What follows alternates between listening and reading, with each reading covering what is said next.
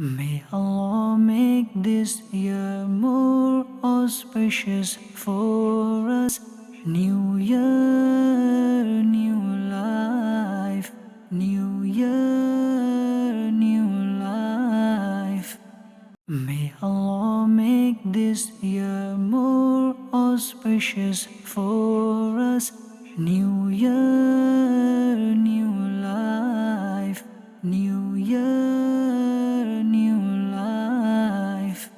Alhamdulillahi Rabbil Alameen wa salatu wa salamu ala Sayyidil Anbiya wal Mursaleen amma ba'd fa'a'udhu billahi minash shaitanir rajim bismillahir rahmanir rahim as-salatu wa salamu alayka ya Rasulallah الصلاة والسلام عليك يا رسول الله wa ala alika wa ashabika ya Habiballah وعلى آلك وأصحابك يا حبيب الله as-salatu wa salamu alayka ya Nabiyallah الصلاة والسلام عليك يا نبي الله wa ala alika wa ashabika ya Nurallah. وعلى آلك وأصحابك يا نور الله. Let me mention a little incident before you. Hazrat Sayyiduna Sa'd bin Abi Waqqas radiyallahu ta'ala anhu. Who was Sa'd bin Abi Waqqas radiyallahu ta'ala anhu? Sa'd bin Abi Waqqas radiyallahu ta'ala anhu is amongst the Ashra Mubashara, the 10 blessed Sahaba Ikram that were guaranteed Jannat, paradise whilst in this world. Sa'd bin Abi Waqqas radiyallahu ta'ala anhu, he says that a person was insulting the companions of the Prophet sallallahu ta'ala alayhi wasallam.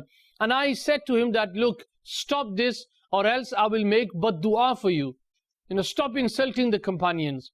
And this person, he says that, oh Sa'd, I don't care about you. I don't care about your bad dua. It's not going to work anyway. So Hazrat Sayyiduna Sa'd bin Abi Waqqas radiyallahu ta'ala anhu, he made bad dua for him. Bad dua, he cursed him. And he says that, Ya Allah Azza wa Jal, because this person is degrading your beloved Prophet sallallahu alaihi wasallam's companion, Ya Allah, show your wrath upon him.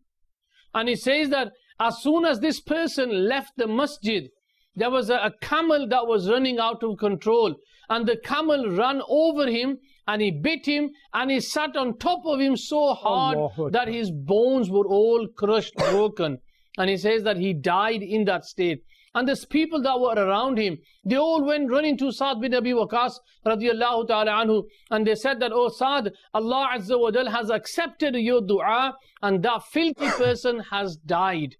Now my dear Islam brothers, our today's topic is about the character of Yazid Palid.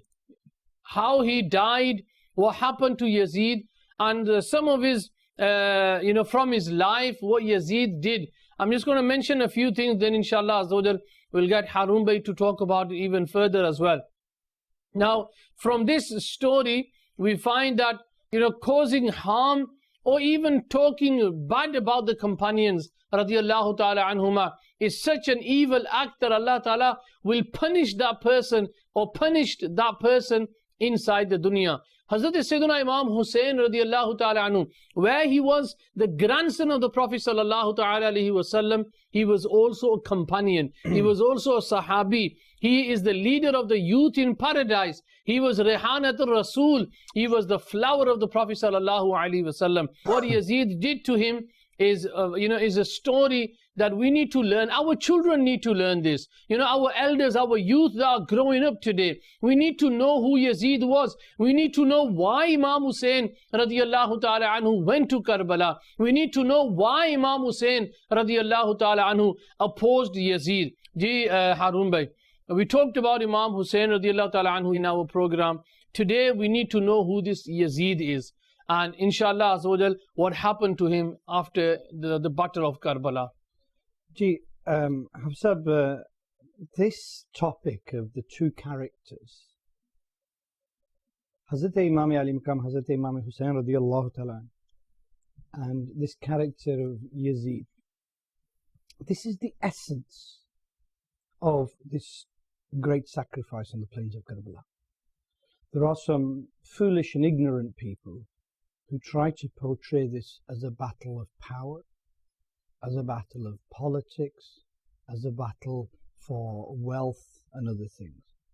But they are foolish because they don't understand the situation, and they're ignorant because they're ignoring the vast quantities of books and literature out there and accounts of history and all the books that testify to the fact that this was a battle between good and evil. This was a battle between two characters. This was a battle between, on the one hand, Hazrat Imam Ali Maqam radiallahu ta'ala, which we said the other day, a deep devotion to Allah Azza wa Jal, sincerity in worship, generosity, perfect manners, very sincere in the court of Allah Azza wa Jal, courageous. People would turn to him for help. At nights he would go out and help the people. He would look for excuses to free slaves. His family were happy with him. Everybody, he was in bliss because he had the most beautiful character. And why wouldn't he? Because we mentioned the other day that he had the sohbat of the best of creation, sallallahu alaihi wasallam. He was brought up by Hazrat Mawla Ali radiallahu ta'ala the great. He had the mother who, I don't think there'll be ever a mother like that, Hazrat Fatima Zahra radiallahu ta'ala anha. And he was brought up in, even though being a prince of this Islamic Sultanate, he was brought up in a poor household and given all the qualities that were going to shine on the plains of Karbala. This is how amazing he was.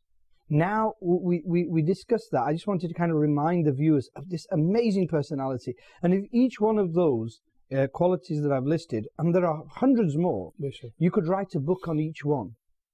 But today we turn to the other side.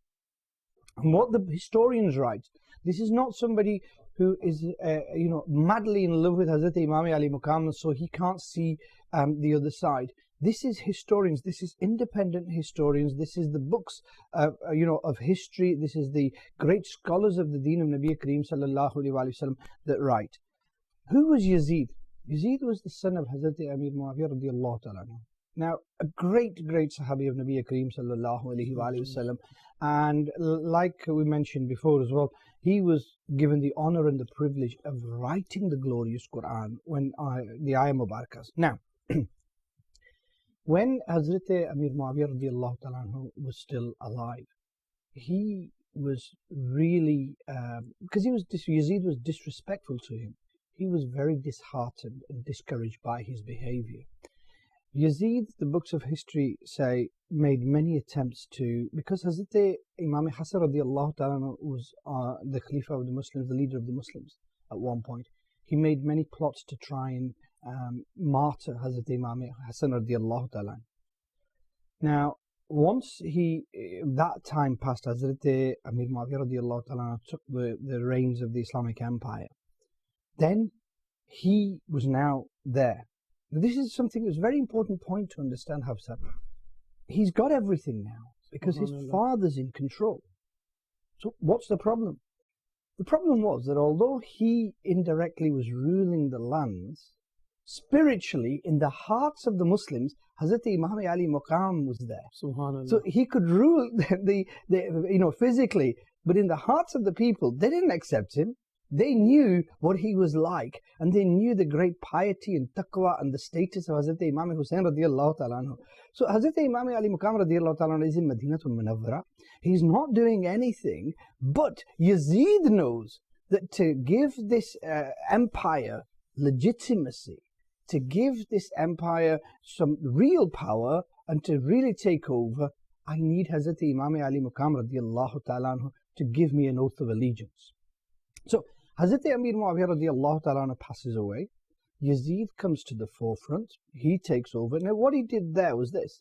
Up until that time, what would happen is that when somebody passed away in an Islamic empire, it wasn't like a kingship. The next person in line wouldn't be the next enthroned, like we say with the king. It would be the most appropriate person from amongst the Muslims. So Hazrat Abu Bakr Siddiq radiallahu ta'ala, when their khilafat ended, when they departed from this world, it wasn't the son of Hazrat Abu Bakr Siddiq radiallahu ta'ala who took over. When Hazrat Umar Farooq radiallahu ta'ala departed from this world, and Hazrat Abdullah bin Umar radiallahu ta'ala didn't take over, and likewise, but when even when Hazrat Mawla Ali, when it came to Hazrat Hassan radiallahu ta'ala, that was the will of the people, because there was nobody better than them. And this is what happens, and this is an important little side point that I'll tell you here. You know, when you have this silsila of tariqat, if you spiritually train up lots of people, so what the real Pir Murshids do is they train up lots of people, And then from those, there might be 2, 3 sons, there might be relatives, there might be, and from those, at the appropriate time, they think that spiritually, that one has reached the rank to be able to sit on this and do justice in accordance with the Quran and Sunnah, and they appoint. So at the time, Hazrat Imam Hassan radiallahu ta'ala was absolutely, without doubt, the person. He ticked all the boxes, didn't he? He ticked all the boxes. Ji. Hazrat Imam Hassan radiallahu ta'ala is that. Now, Hazrat Amir Muawiyah radiallahu ta'ala passes away from this world, and Yazid takes over. And like I said, to give his empire now legitimacy, he's thinking, I'm ruling.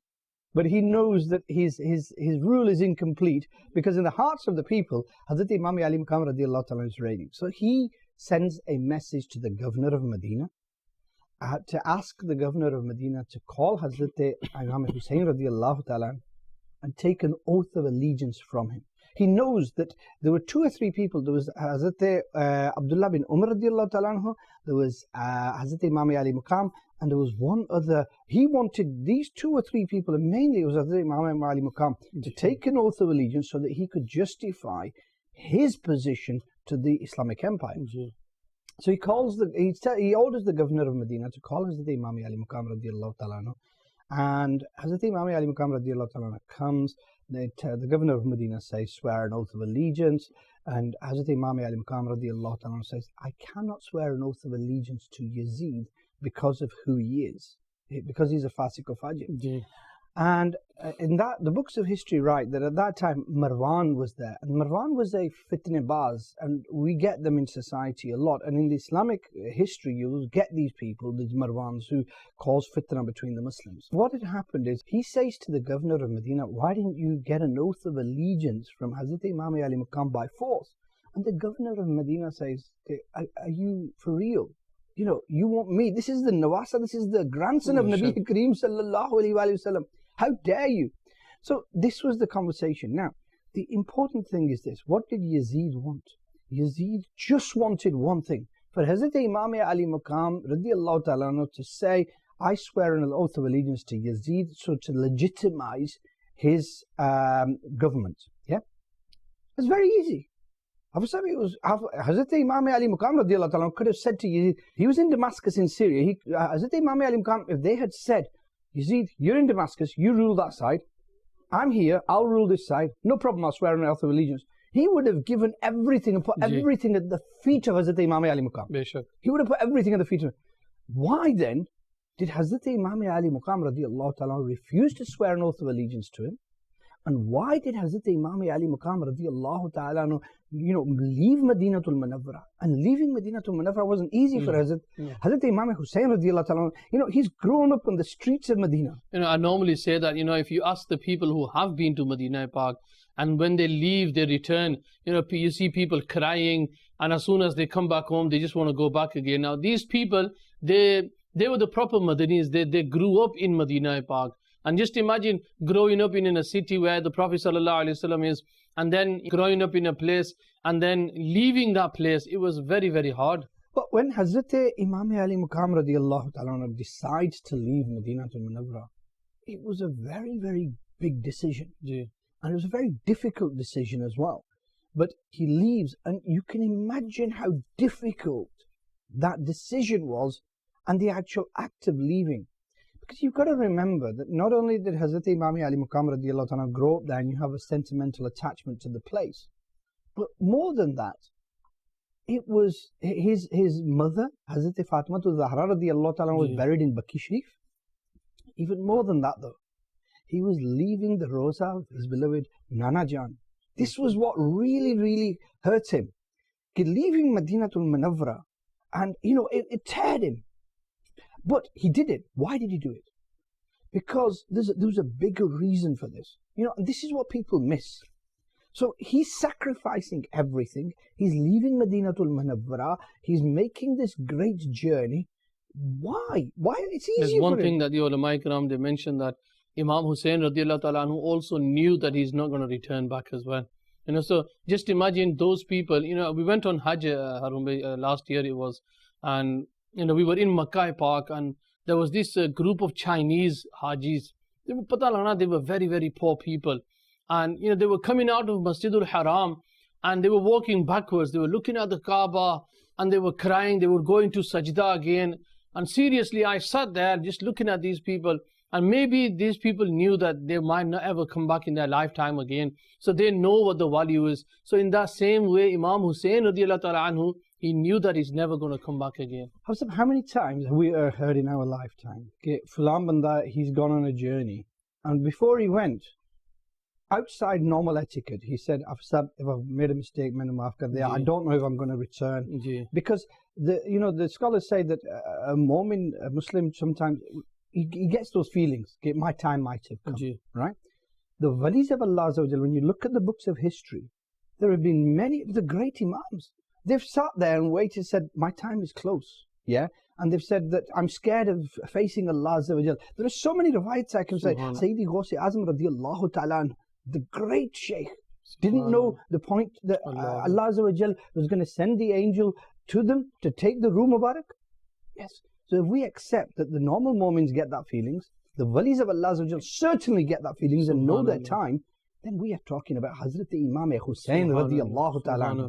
We are talking about the grandson of Rasulullah sallallahu alayhi wa sallam. There can be no doubt, and he must have known the hadith Mubarakah we know today, where Nabi Kareem sallallahu alayhi wa sallam has given to Sayyidina Mamuna radiallahu ta'ala anha that little tub of mitti, that glass jar, and said, when this turns red, my Hussain will have been martyred. So Hazrat Imam Ali Maqam radiallahu ta'ala knew. So my question to you is, why then, he could have all the power in the world, he could have all the wealth in the world, he's already ruling Madinatul Munawwara, he's already ruling the Islamic Empire because he's in the hearts of the people, so why not stay there and why not leave Yazid? Imam Hussain radiallahu ta'ala anhu did not want to do bad with Yazid. Some of the things that Yazid did, I'll mention a few and then you can carry on as well.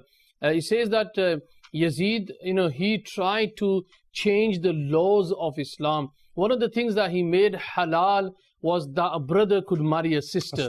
And not only there was the hukum given, the order given, but it was acted upon as well. Salah wasn't important to the people at that time. He was rebellious against the deen of Allah Azza wa Jal. And it came to such an extent that Yazid sent Muslim bin Uqba, he says that 12,000 or 20,000 soldiers were sent to Medina Park to, and he says that there was no salah in Medina Park. The horses were tied with the pillars of Masjid al-Nabawi. These are some of the things that Yazid did. If you know a few more, you can mention. I just, maybe there was someone listening, but what did Yazid do? These were some of the things that he was, if he had stayed in power, then that would have just totally changed the system of Islam. I've got a full description here, but what I want you to imagine, especially the viewers of Madani Channel, is we've given you this description of this amazing spiritual personality and a real personification of the true mu'min, and somebody at such spiritual heights that we can't even imagine. Hazrat Imam Hussain radiallahu ta'ala anhu, and so pure that 1460 years later, when his blessed name is mentioned, it brings tears to your eyes. Now that character, now I want you to listen very carefully. Yazid, son of Hazrat Muawiyah radiallahu ta'ala, he was very intelligent, conniving, that shaitani soch, he had that. He had a passion for alcohol, he had a passion for music, he had a passion for hunting animals. He used to go on hunts. This is not hunting to feed yourself, this is hunting for pleasure. For pleasure, yeah. This is the hunting that is outlawed, He used to kill animals for simply the pleasure of it, This, the youngsters we're watching today who have these dogs, and I mentioned on one of the other programs, you're driving to mosque in the morning for Fajr and you see these young men, Muslim young men, walking their dogs at 4 o'clock, and you think, kya kismati, you know what I mean? Because they're walking their dogs, Allah Ta'ala gave them the hidayat. You know what Yazid did? He used to have dogs. He used to arrange dog fights and he used to enjoy them and watch them. Dog fights. He was usually ill in the morning from a heavy head, so he couldn't get up for Fajr. This is not me being, siding with Hazrat Imam Ali Maqam. Who am I to side with the great Hazrat Imam Ali Maqam? This is the historians. Pick up any book on Yazid. Like I said at the beginning, apart from the ignorant and the foolish, nobody praises this bad character. Now, usually he is ill in the mornings from heavy drinking, hangovers. You know, we see hangovers as something that the non-Muslims have. You know, in the society and the culture we live in, you know, people are sometimes proud of their hangovers, yeah? Oh, sorry, I couldn't get to work, I was hungover. This was Yazid. Why? Because he used to spend the night drinking alcohol. So he used to sleep till late. He was fond of pets. He spent money as if, you know, there was no tomorrow. As if he was a multi-billionaire. Yeah? This was the money from the Islamic Empire. This was money for the poor people. But Yazid spent it as if it was his. Hazrat Amir Muawiyah radiallahu anhu, within their Mubarak lifetime, they would constantly reprimand him. And he was disrespectful to his father as well. Right? And they were completely frustrated with him. They didn't like him, but he was their son, and they were elderly at that time, and they were completely frustrated with him. Hazrat Amir Muawiyah radiallahu anhu dreaded the worst.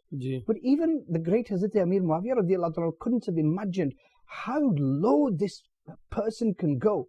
I mean, you know, it's the lowest of the low. We know that sometimes you have great pious people, and their sons are khabis. And we know that. And there's Sayyidina Nuh alayhi salatu exactly, mentioned exactly in the Quran, what I was going to quote. Hazrat Sayyidina Nuh alayhi salam. And they called from the ark, their son, and they said, "Beta, get on the ark." And he said, "No, I will go towards the mountains."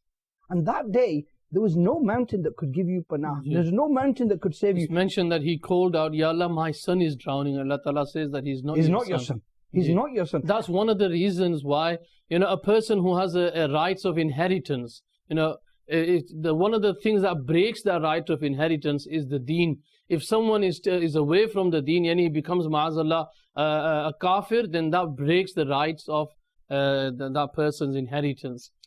What Hazrat Nuh alayhi salam gave us was this, that, you know, the son said, he said, "I will climb onto the mountains." And Hazrat Nuh alayhi salam said, "Today no mountain is going to help you." Allah. You know, in that Tufan Nuh, there's a very important lesson for us there.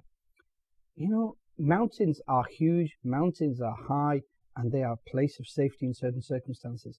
But on that day, when the wrath of Allah came, the only place that one was safe was next to the Nabi of Allah. Subhanallah. The books of history testify missing his salah was irregular, failure to remember Allah, failure to keep his fasts in Ramadan, failure to pay zakat, Hajj he wasn't bothered about. And so this was the character of the person. Now, I need you to, the viewers of Madani Channel, to understand the life he led was one of a playboy, right? And he lived this lavish lifestyle, and yet wanted to become the leader of the Muslims. And this is where Hazrat Imam Ali Maqam, Hazrat Imam Hussain radiallahu ta'ala said, "Look, I cannot let somebody like this take over." And so, knowing that the people, even though he assumed the dictatorship, I'll call it, the people hadn't accepted him, and the people knew that he wasn't worthy of the position.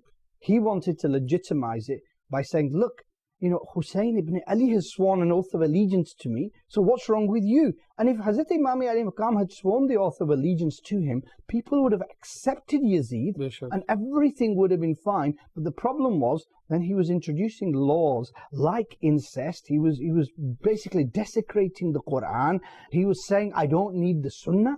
He was basically on that road to destroy the Islamic Empire. You know, some of the great warriors that we talk about, like Sayyidina Salahuddin Ayyubi rahmatullahi alayhi, you know, Usman from the Khalifate of Usmaniya, all these people, they followed the role model of Imam Hussain radiallahu anhu. That is why they were successful. Now, if Khuda na Hasta, if Yazid was in power and this is all what he did, then, you know, Allah knows best what Islam would have been today. That's a beautiful point, Hafiz. I mean, you've kind of identified the real crux of the thing. What Islam was at that point of Hazrat Imam Ali Maqam's great sacrifice was a very pivotal point.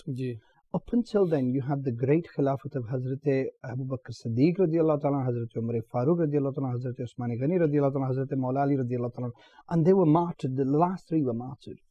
Now, Hazrat Imam Hassan radiallahu ta'ala comes, and then to stop the fitna, he let Hazrat Amir Muawiyah radiallahu ta'ala take over. So that's there. But you've got all these pious hastis, right? Now, the first break in that chain of piety came when this khabis came onto the throne. Yeah, and I don't hesitate, but you in the opening remarks, you said, plead plead means the same thing as Yeah. khabith, yeah? So it means disgusting, despicable character. That's what it means, yeah? And there can be no doubt that he was disgusting and despicable. And anybody who today tries to defend him, who today tries to portray him in any other way, is deluded. And because the books of history don't support him, and then intellect doesn't support him as well, because what he's saying is that Nauzubillah min zalik, you know, the grandson of Nabi Kareem sallallahu alaihi wasallam was rebelling against this person. The real reason was, this wasn't political, the real reason was what I've tried to describe in the last half an hour, 40 minutes. I've put before you, I want you to decide. Don't listen to me. I want you to decide. I've put before you the character of Hazrat Imam Hussain radiyallahu ta'ala. And this is not from me, this is from the books, yeah? I've put before you the character of Yazid documented in maybe hundreds of books, yeah? Now, I don't think anyone would have any speck of doubt in, you know, Imam Hussain radiyallahu ta'ala anhu's character. And then any doubt about Yazid's character was all mentioned. Yeah, it was all mentioned. So you've got these characters. Now the crux of it was, that what you mentioned, Hafsab, was this was a very pivotal time in Islam. If Hazrat Imam Ali Maqam, Hazrat Imam Hussain radiyallahu ta'ala swears an oath of allegiance to Yazid, he will dilute Islam so that the coming generations, 2-3 generations later, we will not see the real Islam. Because he's changed the facets of Islam, he's changed the face of Islam, and he's corrupted it. So Hazrat Imam Ali Maqam said, I will sacrifice myself, I will sacrifice my whole family, but I will not let any Yazid deform the face of this beautiful deen of Rasulullah sallallahu alaihi wasallam. Another thing the historians they write is that Yazid was at the time of the Sahaba Ikram, and he still had not been close to the Sahaba. He never got close to the Sahaba Ikram. Imam Hussain radiyallahu ta'ala anhu grew within the Sahaba Ikram, because he was a Sahabi himself, but Yazid saw the Sahaba Ikram, great Sahaba Ikram, but he never got close to anyone to gain the blessings from them. This is exactly it. Again, mashallah, it hits the point on its head, because Yazid, even though he was in that era, he didn't have the honor and the privilege of gaining those blessings. Whereas Hazrat Imam Ali Maqam was in the middle of it. Now, Subhanallah. The essence to understand here is this, Hafsab.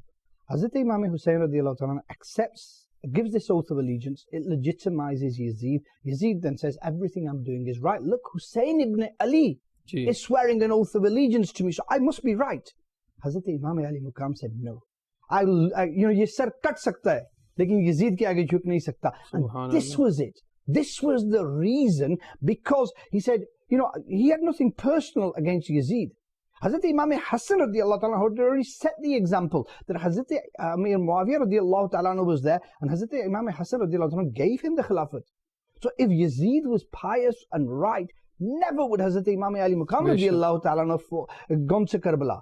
But the maqsad and the reason that Aka Kareem sallallahu alaihi wasallam had predicted it, Hazrat Imam Ali Maqam was being trained for this great sacrifice, and with his blood he was going to preserve the deen of Nabi Kareem sallallahu alaihi wasallam for in such a way that until the day of Qiyamah, if any Yazid belief comes along and pretends to take the reins of the Islamic Empire, but really his character is wrong, then nobody will accept it. And Hazrat Imam Ali Maqam radiyallahu anhu left such an example that today, as soon as you have somebody who has any of these things in them, the Muslims do not accept him. Why? Because they look at the example that Hazrat Imam Ali Maqam radiyallahu anhu left. And that's why he didn't swear an oath of allegiance. Because if he did, we would never have got the Quran in its beautiful form. We would never got the Sunnah in its beautiful form. We wouldn't have got Islam in its beautiful form. And when Imam Hussain radiyallahu ta'ala anhu, he says that he called the great Sahaba Ikram of that time, he called them all. Not even one Sahabi said to him that Imam Hussain, leave everything, just do bad. They all said that it cannot happen. No Sahabi was even supporting Yazid at that time. Or else one would have said that it's all right, let's you do the bad and we'll see what happens later. Everyone would say no.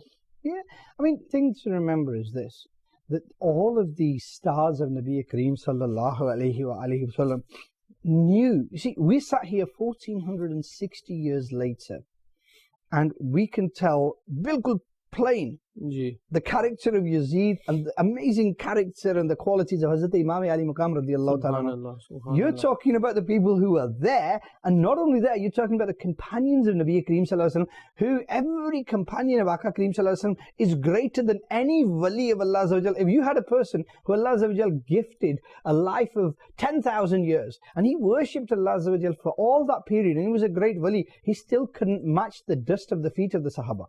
This is the status of the Sahaba Ikram. And when the Sahabis of Nabi Kareem Sallallahu Alaihi Wasallam, the companions of Nabi Kareem Sallallahu Alaihi Wasallam looked, they knew exactly who Imam Ali Maqam radiallahu ta'ala was. We need to examine the life of Hazrat Imam Ali Maqam radiallahu ta'ala and see where we are in relation to the acts of obedience of Allah and His Habib that Hazrat Imam Ali Maqam radiallahu ta'ala did. And look at the life of Yazid and see how far we are from what he used to do. So, you know, it's easy to say for me that Tikaji Muharram Nadinan, I love Hazrat Imam Hussain radiallahu ta'ala anhu. It's easy for me to say it with my tongue. But if I analyze my life, look at these two lives, this great life of Hazrat Imam Ali Maqam radiallahu ta'ala and this, you know, gutter life of Yazidiyya, and then ask yourself where I am. Let me ask you, the question is this: when you stand in Salah, are you concentrating or is it just a burden for you? Because for Yazid it was a burden. For Hazrat Imam Ali Maqam it was the essence of his existence. Subhanallah. You know, when you're worshipping Allah Azza wa Jal, are you worried about what people are thinking? Are you worried about your clothes and everything else? Or are you doing this? Are you putting attar on for the sake of Allah Azza wa Jal? Are you putting an Imam Sharif on for the sake of Allah Azza wa Jal? And ask yourself, when I'm in the masjid, I've got, and I'm reading at home, I'm reading in 3/4 and a t-shirt. Am I following in the footstep of Hazrat Imam Ali Maqam or Yazid? Generosity, when it comes to giving, when it comes to spending, are we spending without, you know, looking when it comes to worldly things? When it comes to spending in the way of Allah Azza wa Jal, are we miserly and conjuice? Because that's what Yazid was. But Hazrat Imam Ali Maqam, the books of history testify that he was very, very generous. Now, manners. Today, the way we talk, the way we walk, what our manners are. Yazid was rude, abrupt, ignorant, and didn't know how to speak properly. Hazrat Imam Ali Maqam was soft and sweetly spoken. Who are my manners following? Are they following Yazid or are they following Imam Ali Maqam? You know, like sometimes, Harumbe, you have a person, you want to really spend some time with him because you like the way he talks. You want to spend as much time as you can with that person. On the other hand, there are some people you think, you know, I hope this finishes and I can go back very soon. When I was reading the characters of Yazid, he didn't like Hajj. He didn't like the Islamic, you know, rituals, yeah? He martyred Hazrat Muslim bin Aqil radiallahu ta'ala anhu, his children as well. He committed, you know, so many atrocities on the people. Imam Hussain radiallahu ta'ala anhu, why people would come to him is because of his love, his character. And Yazid knew that he doesn't have anything. So what he did was, he used to buy people with gold and silver. Well, courage-wise, Yazid is sat back there trying to give commands and doesn't have the courage to come to the battlefield. Look at the courage of Hazrat Imam Ali Maqam. You know, some Rawayat said 10,000, some said 20,000 on one side. And all they're asking for is one thing. And Hazrat Imam Ali Maqam is in the middle of a desert with no water, with small children, in the matters of deen. You know, in the matters of dunya, Hafsab, this is a very important point.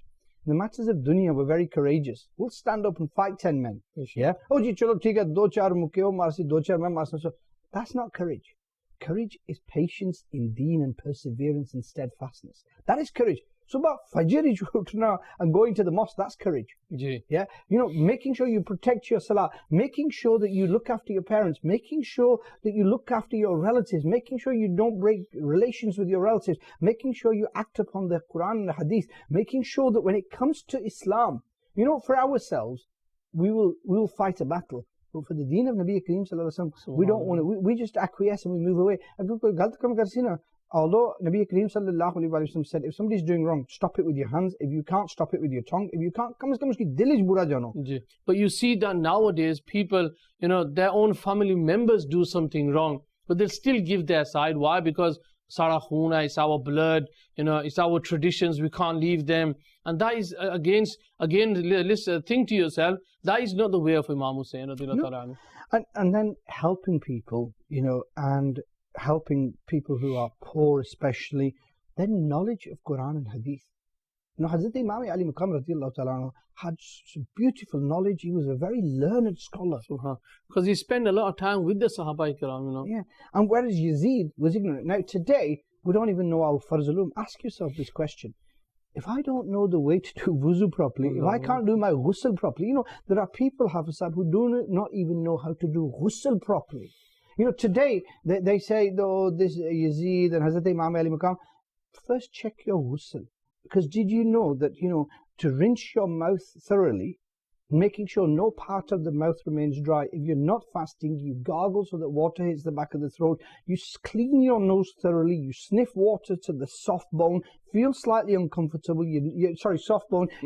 I keep pointing there. Soft bone. And it feels slightly uncomfortable, but you know you're doing it right. And then making sure no hair on the body remains dry. No hair remains dry. That is ghusl. The 3 farz of ghusl I've just described to you. Now, those are simple. We talk the big talk, but we don't know the farz al-ulum. Now, Hazrat Imam Ali Maqam radiallahu ta'ala knew the very intricate details of the deen of Nabi Kareem Sallallahu Alaihi Wasallam. I'm not asking you about that, but at least you should know the farz al-ulum. Now, the Yazid didn't know and wasn't bothered. And this is the important thing. He wasn't bothered about it. Now, ask yourself today, if I'm not learning my farz al-ulum, I learned dunya ke, you know, I learn everything in relation to the world. I know how to do my business. I know how to run my house. I know how to do my building contracts. I know how to get my benefits. I know how to do everything. Why is it that when it comes to the deen of Nabi Kareem Sallallahu Alaihi Wasallam, then I say I can't do it? You know, what you mentioned, Harun, you know, when people, you ask them something and, you know, a lot of the time people say, oh, it's all right, Allah khair kasi, we'll see what happens later on, Allah is merciful.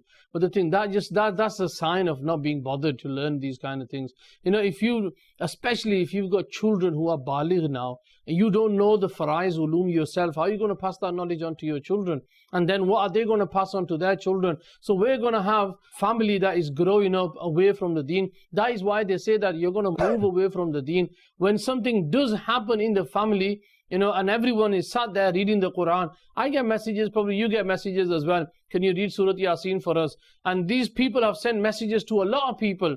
But a majority of the people that you send these messages, they can't even read the Quran. Yeah. And I know someone, you know, he was sat next to me. He had a message and he goes, oh, I've got to read para number 15. I goes, can you read the Quran? He goes, no, but it's all right. I'll just read it and pass it on to him. That is our sad state, that we are forgetting our own parents and grandparents because we don't know how to read. What Islam does is says, control your desires for the sake of Allah. Yeah, everybody has desires. Everybody wants to enjoy themselves, but it's putting a rein on those desires and reining them in for the sake of Allah. Now, what Yazid was saying was, and then you become religious, you see. So, pious people, yeah, and they rein in their desires. And then you've got the corrupt ones who don't rein in their desires and they go off and do the drinking and dog fighting and everything else. So you have the pious people. What Yazid tried to do is combine the two. What Imam Ali Maqam said is, nah, you're not going to do that. You're not going to corrupt this. Yes, Fasik or Fajr are over there. The pious people are here. You're not going to claim to be pious and at the same time do all of these things. So as moral courage goes, Hazrat Imam Ali Maqam radiallahu ta'ala was courageous. Yazid was a coward, buzdil, right?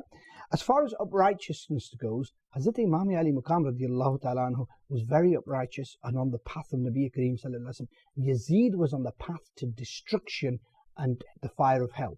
Now, so far as determination was concerned, Hazrat Imam Ali Maqam radiallahu ta'ala's determination, nobody can question because he proved it on the plains of Karbala. Somebody give me one example of anything that Yazid did that survives, because nothing was for the deen of Nabi Kareem Sallallahu Alaihi Wasallam. It was just for his own personal desires. When it came to perseverance, Yazid couldn't even stand up at night to pray. When it came to Imam Ali Maqam radiallahu ta'ala's perseverance, you saw on the plains of Karbala, without water, without anything else, you know, from the tents of the Ahl Bayt Athar and Hazrat Imam Ali Maqam, what you heard is recitation of the glorious Quran. You heard the zikr of Allah Azza wa Jal. You heard Durud Pak of Nabi Kareem Sallallahu Alaihi Wasallam. Even knowing that we are going to be martyred, Yeah, and Hazrat Imam Ali Maqam radiallahu ta'ala, when he leaves, knowing that he's going to be martyred, he says to the great Ahl Bayt of Nabi Kareem sallallahu alaihi wasallam, that look, I'm going to be martyred, but I don't want you to scream and shout. I don't want your voice heard. So even then, he's giving a lesson to the world and giving a lesson to our sisters and mothers of today,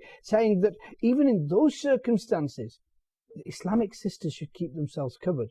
And today, where are we? Now, what Yazid wanted, and this is a lesson for our Islamic sisters as well. What did Yazid want? Yazid wanted Behayai. So if today my sisters, my daughters, my mothers think that Islam is backwards because it tells us to put a dupatta over our heads, or it tells us to wear full clothes, it isn't. What you are following, if you don't do that, is what Yazid wanted. And we can see that, Harun. Sadly, you see that the mothers will be having come as come a dupatta, they'll be covering their head. And on the other side, the daughter will be walking with the mother, but she will not be, her head will not be covered. Now the thing is, that should wake us up as well, that look how the deen is changing. In just one generation, she's not got a parda. When she gets older, she's going to have children. How are the children going to follow? That's when people turn away from the deen. Coming back to this, Hazrat Imam Ali Maqam radiallahu ta'ala's patience, his fortitude was clear on the plains of Karbala. Yazid's despicable character was clear from how he dealt with even those people who helped him to take over and martyr Hazrat Imam Ali Maqam radiallahu ta'ala, because he wasn't loyal to them as well. I always say, and Hazrat Amir Muawiyah radiallahu ta'ala is a very great companion of Nabi Kareem sallallahu alaihi wasallam, but Yazid was disrespectful to his father. Is he going to respect anybody else? Hazrat Amir Muawiyah radiallahu ta'ala was a great companion, and yet this khabis was disrespectful to this great companion of Nabi Kareem sallallahu alaihi wasallam, who's his own father.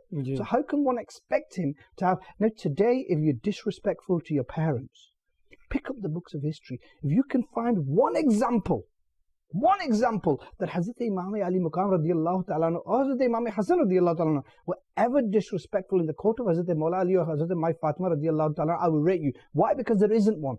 But if you look at the books of history, pick them up. Yazid upset Hazrat Amir Muawiyah radiallahu ta'ala time and time again. As a son, Hazrat Imam Ali Maqam radiallahu ta'ala was obedient to his father and his mother. Ask yourself, as a son, am I obedient to my parents? If you are following in the footsteps of Hazrat Imam Ali Maqam radiallahu ta'ala. If you're not, you're following in the footsteps of Yazid. So it's no good saying with your tongue, I love Hazrat Imam Ali Maqam, I hate Yazid. If you're copying the actions of Yazid and you're not following in the footsteps of Imam Ali Maqam. As a brother, Hazrat Imam Ali Maqam radiallahu ta'ala was respectful to his brother and honoured him. And Yazid didn't have respect for his father, so he's not going to have respect for his siblings. Yeah. So he was, so he was disrespectful. Ask yourself, whose path am I on? As a commander of the faithful, Hazrat Imam Ali Maqam radiallahu ta'ala was simply brilliant. The books of history say that intellectually, spiritually, in every field, he was just brilliant. Yeah. But Yazid, in every field, he was a failure. We see the Yazid prior to the Battle of Karbala. Now, some of the events that took place after the Battle of Karbala, for example, the Hurmati, the way he treated, very beautiful book written by Maulana Naimuddin Muradabadi rahmatullah alayhi, is called Sawane Karbala. Please make sure whenever you read these stories, you know who the writer is, because you don't want to be reading the stories written by anyone else. Maybe there might be someone who praises Yazid and you'll be reading them books and you're going to get confused. What I want to do, before I move to that, I'm going to choose my words very carefully but very harshly. If today, we say we swear an oath of allegiance to Hazrat Imam Ali Maqam radiallahu ta'ala, we hate Yazid. If today you are drinking alcohol, you are swearing an oath of allegiance to Yazid. There's no two ways about it. Next time you go towards alcohol, think, I am the friend of Yazid, because your actions are saying that. The next time you go to the gambling table, because a lot of our youngsters these days, they go to these casinos and it seems to be a problem that's spreading day in, day out. They think easy way out, they'll go to casinos. People have lost their houses, their sisters' houses and other stories, horrific stories. But next time you gamble, even if it's these fruit machines or it's the lottery or anything else, just think to yourself now, I am doing what Yazid wanted me to do. I'm swearing an oath to Yazid rather than Imam Ali Maqam. Sure. If you're taking drugs, you are swearing an oath to Yazid. If you're disrespecting your parents, you are following in the footsteps of Yazid. If you are being dishonest and corrupt in business dealings, you are following in the footsteps of Yazid. If you're backbiting, you are arrogant, you are missing your salah. If you miss your salah, you're not following the footsteps of Hazrat Imam Ali Maqam. Because even on the plains of Karbala in such difficult times, Hazrat Imam Ali Maqam showed the world, no matter what happens, you pray your namaz. Yazid's saying, doesn't matter. If you think it doesn't matter, you are swearing an oath of allegiance to Yazid. Then, if you are not fasting when you should be, that's the Yazidi way. If you're not paying your zakat, you can calculate everything else, but you seem to have this mental blank and this kind of a veil over your face when it comes to just 2.5%, and you think, oh ji, main nahi pata kisra karina.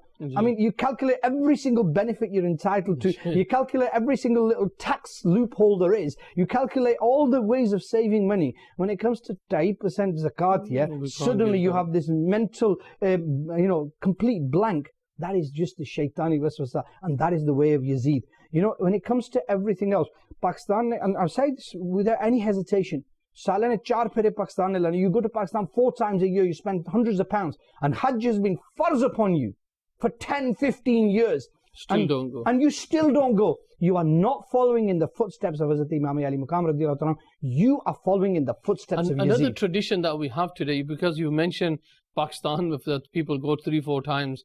Another tradition that we have is like, for example, if someone passes away in our family, the family members, they go, and in some cases, there's about 25, 30 people that will go with the body to Pakistan. Number one, it's against the Sharia to even send the body to Pakistan. Majority of the ulama ikram have that view. Now, if someone does take the body to Pakistan, why do you have to have 30, 40 people going with the body?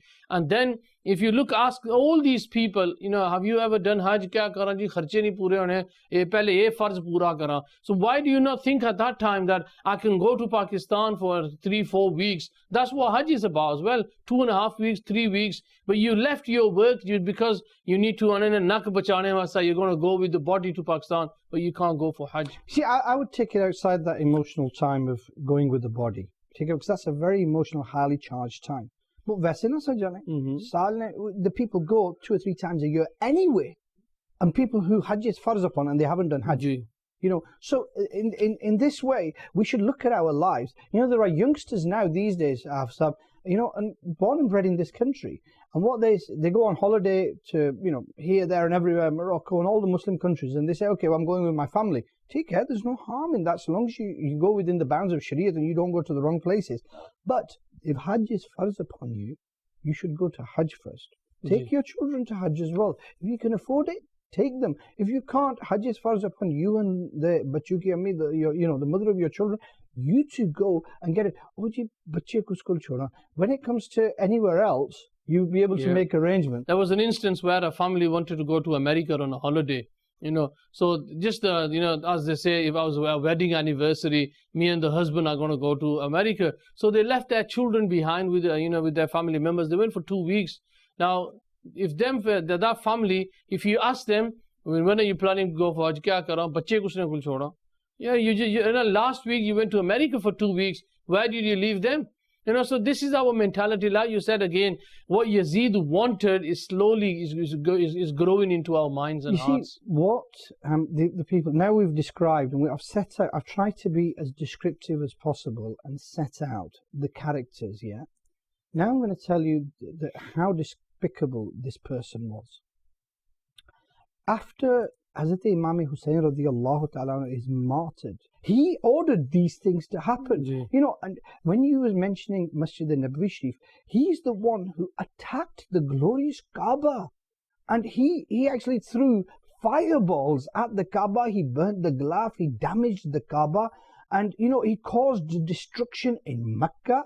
And then he sent his armies to Madinatul Munawwara, where, in Masjid Nabawi Sharif for 3 days the Azan wasn't called. He actually tied horses in the masjid. In the Masjid Sharif, and they, Nauzubillah min zalik, they were, urinating there and everything else inside the Masjid Sharif. This is why we say this person was despicable. We hate him. The reason why we wanted to talk about the character of Yazid was for us to come and think and to ask ourselves, which way do I need to follow? There's two ways that we can follow. There's the way of Imam Hussain and the way of Yazid. Okay, we might be saying that we don't like Yazid, we hate Yazid, you might be swearing at him as well. But the thing is, that's not just enough. You need to make your words, to turn them into actions. When you don't do the actions by just saying these words, I hate Yazid, I hate, everything we do physically is supporting Yazid, and that is a very dangerous thing to do. If we are sincere, Hafiz Sahib, if we are sincere in our love for Hazrat Imam Hussain radiallahu ta'ala, we will make sure that we get up and all our household gets up. Nobody in our house misses their salah because I love Hazrat Imam Ali Muqam radiallahu ta'ala. If we're just paying lip service to this topic, Muharram ne din chalo ji bada afsoos hai. Because Islam zinda hota hai har Karbala ke baad.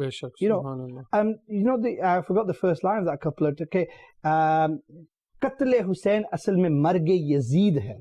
That the martyrdom of Hazrat Imam Ali Muqam was actually the sign of the destruction of Yazid. Islam zinda hota hai har Karbala ke baad. After Yazid, when he became, he came onto the throne, it was only 3.5 years that he was at the throne as well. And he mentions there's a few riwayats how he was killed. In one riwayat, it says that Yazid, he used to have pet monkeys, and these monkeys one day jumped him and they killed him. The other riwayat is that he had a girlfriend, and she called him to a place and she stabbed him and she killed him.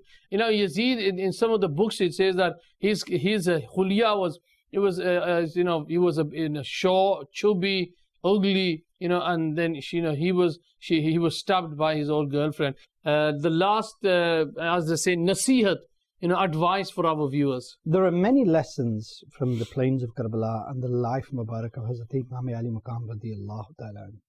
One of the greatest lessons, sabak, that one has to take is that he emphasized one basic principle, which he said stood above everything else. And if you look at the journey from Madinatul Munawwara to Karbala, all the way through that journey, the Hussaini Qafla stuck by that principle. Subhanallah, subhanallah. If you look at where they set up tent on the plains of Karbala and the days they spent there, all the way through, if you look at the life that they lived, that one principle shone forth. MashaAllah. And when it was the time when he sacrificed all his children and he himself was going to give his life for the deen of Nabi Kareem Sallallahu Alaihi Wasallam, the last thing he emphasizes is that no matter what situation you're in, no matter what situation it is, namaz is the most important thing in your life because it's your relationship with Allah. Subhanallah. And even at that stage, he gave his life teaching us that no matter if you've got a shimmer stood over you with a khanjar and is about to take the head away from the body, still prostrate in the court of Allah. Now, my message is this: if it's Fajr time and you don't get up, you are being disrespectful to this Qurbani of Hazrat Imam Ali Muqam, and you are following in the footsteps of Yazid. If at Zohar time you're working and earning money but you haven't got time for Zohar and you haven't made arrangements, then you're following in the footsteps of Yazid. Next time you miss your Asr Salah, think on the hot plains of Karbala, the family of Hazrat Imam Ali Muqam never missed their Asr. Why am I missing my Asr in these beautiful gifts that Allah Ta'ala has surrounded me with? Maghrib, Hazrat Imam Ali Muqam never missed the Maghrib, never missed the Isha. So when you miss your Salah, ask yourself, am I a Yazidi or am I a Hussaini? That's my last point. MashaAllah, very beautifully finished at the end, Harun Bhai. Jazakallah khaira. And Jazakallah for all the viewers as well. Undoubtedly, if we follow the footsteps of Imam Hussain, we will be successul as well, inshallah. I don't know if we've got time, but I just want to finish with what Allah Hazrat writes in his great salam that we read in the mosques up and down the country. Jisne haq Karbala mein ada kar diya, apne nana ka wada wafa kar diya, ghar ka ghar sab supurde khuda kar diya, us Hussain ibn Haidar pe lakho salam. MashaAllah. Jazakallah khaira, my dear Islam brothers. Please don't forget to watch. Sallu ala al-Habib Sallallahu Sallallahu ta'ala. ta'ala ala Muhammad sallallahu. May Allah make this year more auspicious for us.